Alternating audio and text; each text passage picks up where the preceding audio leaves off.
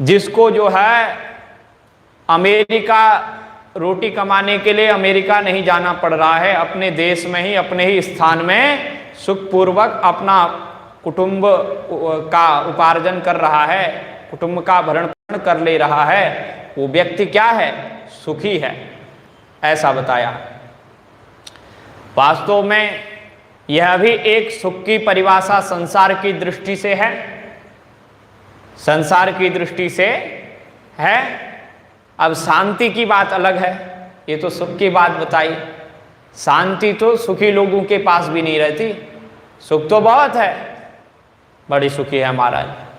बोले शांति है, शांति तो नहीं है। क्यों नहीं है? बोले और पाने की इच्छा के कारण शांति नहीं है। तो ऐसे करके नरक आदि का वर्णन किया गया है। और ये सब कुछ वर्णन करने के बाद जो ये भूगोल खगोल और ये नरक का वर्णन किया, अष्टादश जो है 28 प्रकार के जो नरकों का वर्णन किया गया है, इनका भी उल्लेख करने के बाद भगवान सुखदेव कहते हैं, श्रुत्वा स्थूलम तथा सूक्ष्मम रूपम भगवतो यति स्थूले निर्जन्मात्मानं सरे सूक्ष्म धिया नयेदिति। ये जो सारा स्थूल रूप है, विश्व ब्रह्मांड है, भुवन कोश है, ये सब क्या है? भगवान का स्थूल रूप है, विराट रूप है। तो पहले भगवान के विराट रूप में मन को लगाना चाहिए, पहले विराट रूप में मन को लगाना चाहिए, फिर धीरे धीरे धीरे धीरे धीरे सूक्ष्म में अपने आप में भी देखना चाहिए। जैसे मंदिर में भी विराट भगवान का अर्चा विग्रह है, तो पहले भगवान के अर्चा विग्रह का ध्यान करो। धीरे धीरे अर्चा विग्रह का जब ध्यान आपका सिद्ध हो जाएगा, तो वो अर्चा विग्रह आपके हृदय प्रवेश में प्रविष्ट हो जाएगा। वो अपने आप को लगेगा कि वो तो मेरे अब यहाँ आ गए हैं। तो ये ध्यान की अवस्था होती है। तो द्वीपों का वर्णन, भूद्वीप वर्ष सरिदद्रिनभ समुद्र पाताल दिंग नरक भाग गण लोक संस्था गीता मया तव नृपाद्भुतमीश्वरस्य स्थूलम वपु सकल जीवनिकाय धाम।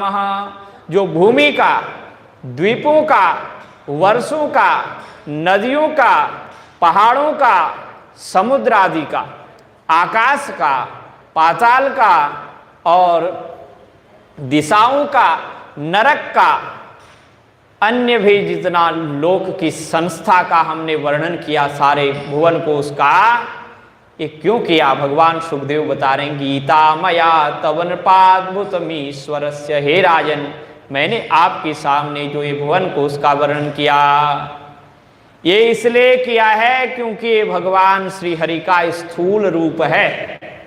इसको क्या देखो, स्थूल रूप समझो, ये कथा व्यर्थ नहीं है। आपको लगेगा कि ये क्या सुनाया जा रहा है, इतना लंबा चौड़ा जो है। सुखदेव कहते हैं, मैंने तुम्हें व्यर्थ की एक भी बात नहीं सुनाई। ये भगवान का स्थूल रूप है, इसलिए तुम्हें सुनाया। सब जगह भगवत दृष्टि हो, इसलिए सुनाया है। अगर जब तक सब जगह भगवत दृष्टि नहीं होगी, तब तक जीव का कल्याण होने वाला नहीं है, क्योंकि राग द्वेष में फंसा रहेगा। स्थूलम वपुः सकल जीवनिकाय धामः। इस भगवान के स्थूल रूप के भीतर ही विभिन्न विभिन्न जीव भगवान के ही रूप हैं। तो यहीं पर पंचम स्कंध का विश्राम होता है। इति श्रीमद्भागवते महापुराणे वैयासिक्याम अष्टादश सहस्र्याम पारमहंस्याम संहितायां पंचम स्कंधे नरकानुवर्णनम नाम षड्विंशोऽध्यायः। श्रीकृष्णार्पणमस्तु। बोलो भक्तवत्सल भगवान की जय। हरि ओम तत्सत, हरि ओम तत्सत, हरि ओम तत्सत। भगवान की यह वाणी भगवान के ही चरणों में समर्पित करते हैं। प्रार्थना करते हैं कि प्रभु हमारी रति गति मति आपके चरणों में बनी रहे। इन्हीं शब्दों के साथ में भगवान नाम संकीर्तन। सीताराम हनुमान, सीताराम हनुमान,